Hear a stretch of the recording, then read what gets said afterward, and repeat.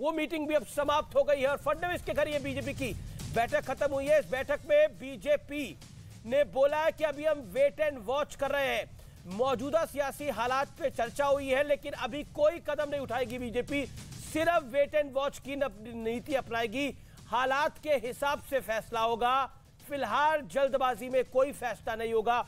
फडणवीस के घर पे ये महत्वपूर्ण बैठक, तहसीनपुरा वाला बीजेपी वेट एंड वॉच अपना रही है। बागी विधायक कह रहे हैं कि बीजेपी के साथ आ जाइए, हमें जनता ने जितवाया था।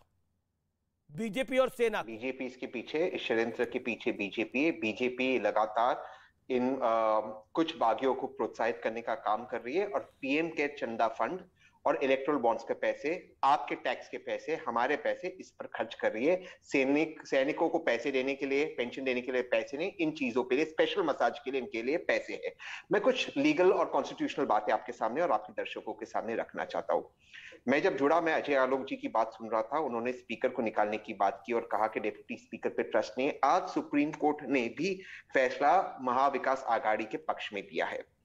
जो ये बागी दल है, सबसे पहले इनके पास कोई बहुमत नहीं, जैसे शिवसेना के आपके प्रवक्ता ने बोले। अगर इनके पास कोई बहुमत होती तो ये ले आए, नो कॉन्फिडेंस मोशन ले आए और ये सरकार को गिरा दे, या देवेंद्र फडणवीस जी ले आए। इनके पास किसी के पास बहुमत है नहीं, कुछ 4, 5, 8, 10 लोग हैं, इनके पास बहुमत है नहीं। दूसरी चीज, इन्होंने इंटेंशन दिखाया स्पीकर को निकालने को, लेकिन कह रहे हैं 179C of the constitution of India, संविधान के तहत ये स्पीकर को निकालना चाहते हैं।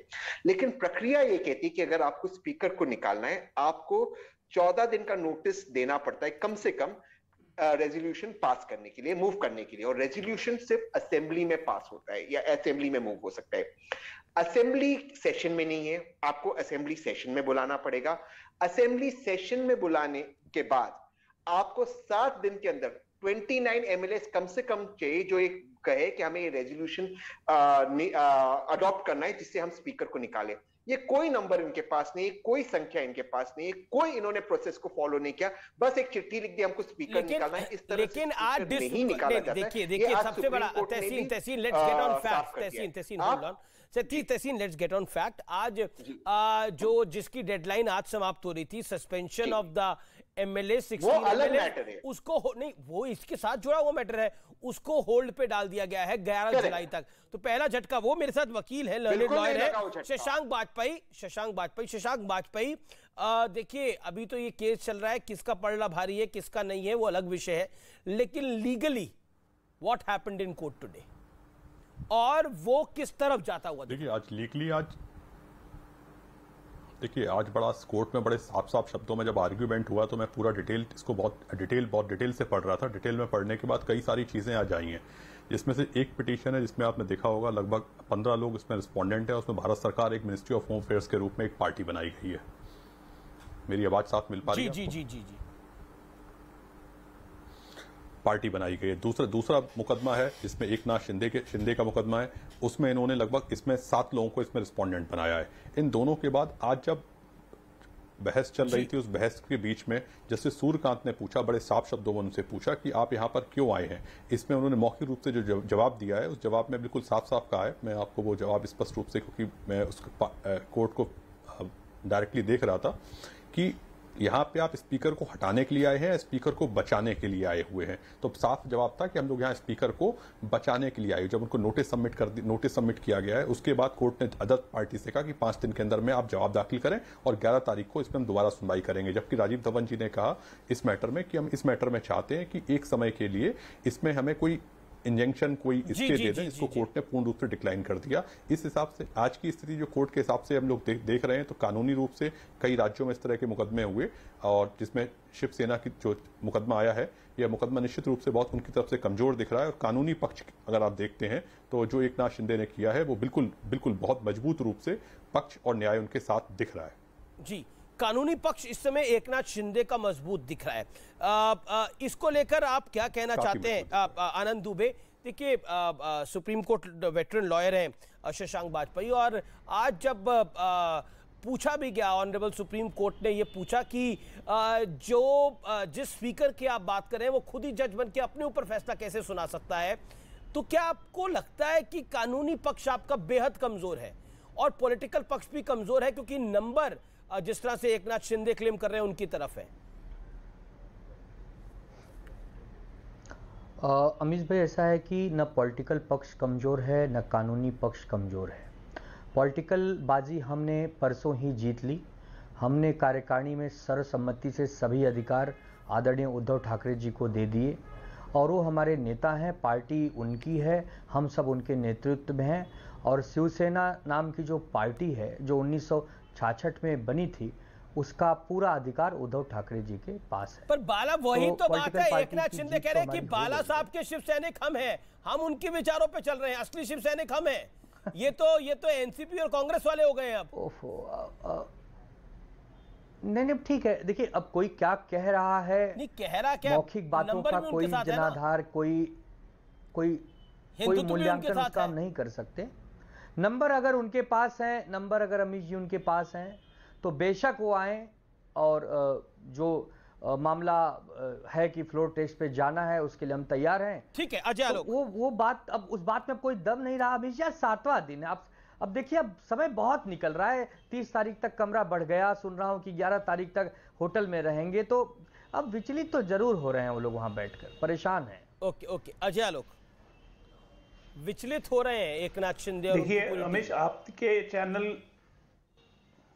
आपके चैनल ने भी कई बार बिल्कुल संख्या लिख के उनकी फोटोज जारी की हैं।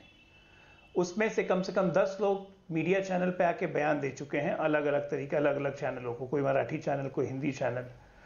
आज सुप्रीम कोर्ट में जो याचिका उन्होंने उनकी तरफ से दायर की गई थी, उसमें बड़े साफ शब्दों में लिखा गया था कि हम 39 विधायक हैं और हमारी सुरक्षा को खतरा है। और सुप्रीम कोर्ट ने महाराष्ट्र सरकार को निर्देश दिया कि 39 विधायक के घर और जान माल की सुरक्षा की जाए। तो ये 39 शब्द लगता है तहसीन जी ने सुना नहीं सुप्रीम कोर्ट की टिप्पणी में। तो इसीलिए ये बात कहना कि उनके साथ नंबर्स नहीं है, 8 या 10 ही है या 12 हैं, तो ये बड़ी ये गैर जरूरी बात है। और 10 या 12 होते तो अभी तक ये विरोध चलता ही नहीं। सवाल उठता है ये कि आज भी क्यों पीछे हट रहे हैं उद्धव ठाकरे कि ठीक है महाविकास आघाड़ी से हम बाहर आने को तैयार हैं। ये बात तो संजय राउत भी पहले बोल चुके हैं। तो आज यही काम करने में क्या दिक्कत है, करिए, क्राइसिस खत्म। ओके आनंद दुबे, अब सवाल ये हो गया है कि आपके नेतृत्व को चुनौती मिल गई है। ये क्राइसिस आप खत्म भी कर देंगे तब भी शिवसेना उद्धव ठाकरे को चलाना उनके लिए बहुत मुश्किल होगा। अमीश भाई 28 साल हम भारतीय जनता पार्टी के साथ रहे, शायद 100 साल और रह जाते, लेकिन भारतीय जनता पार्टी हमारे बारे में क्या भावना रखती है आपको बताता हूं कि जो अपने घर में बैठकर कर रहे थे हमारे कत्ल की तैयारी, जब हम उनके घर मेहमान बनकर पहुंचे तो उन्होंने कहा बड़ी लंबी उम्र है तुम्हारी। ऐसे लोगों के साथ चले जाएं हम, जो हमें 7-8 सालों से पूरी तरह नस्तो नाबूद करना चाहते हैं, हमारी पार्टी का अस्तित्व मिटाना चाहते हैं। ये Anand Dubey, let's get to the fact. वो नहीं चाहते। आपने बड़ी शेरो शायरी करी। आपने बोला मेरे को 7-8 सालों से खत्म करना चाहते हैं। बीजेपी आपको 7-8 सालों से खत्म करना चाहती थी। समझौते में जब आपको सीटें मिली और आपको अब तक की सबसे ज्यादा सीटें लोकसभा में मिली 19, कब आई थी आपकी 19 लोकसभा सीटें? कब आई थी आपकी विधानसभा के अंदर? मुझे बताइए इतनी सीटें। क्या आपको लगता है आपको खत्म करना चाह रही थी भारतीय जनता पार्टी? जब आप नरेंद्र मोदी का कटआउट लगाकर, जब आप नरेंद्र मोदी का कटआउट लगा के वोट मांग रहे थे, तब कहां गया था? तब आपको पता था आपको 8 सालों से अगर बीजेपी खत्म करना चाह रही थी तो 2.5 साल पहले चुनाव क्यों साथ लड़े थे? बीजेपी के साथ चुनाव क्यों लड़े थे 2.5 साल पहले? अगर आप मुझे बोलने देंगे तो मैं जवाब दूंगा। दिया मौका आपको, मुझे बोलने देंगे तो जवाब दूंगा। मौका दिया। 2014 में ये हमसे अलग हो गए, अलग अलग लड़े। इन्हें क्या लगा कि शिवसेना की तो कोई ताकत नहीं है, अलग अलग लड़ लेते हैं, अकेले ही सरकार बना लेंगे। हम 63 सीटें जीते, ये 120 जीते। ये 120 सीटें जीते, हम 63 जीते।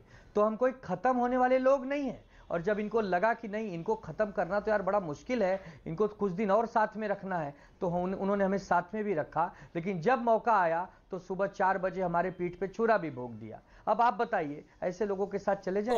आप ही बताइए। अगर आप कहें कि हाँ चले जाएं तो जरूर पुनर्विचार करता हूं। मेरे कहने पर आप क्या मानेंगे? आप तो एकनाथ शिंदे के कहने पे नहीं मान रहे, जिसके साथ 40 विधायक हैं। आपको तो शरद राव पवारी बताएंगे तो कुछ मानेंगे या नहीं मानेंगे? मेरे मानने ना मानने से क्या होता है सर, मैं तो खबर रिपोर्ट कर रहा हूं। आप लेकिन अजय आलोक कुछ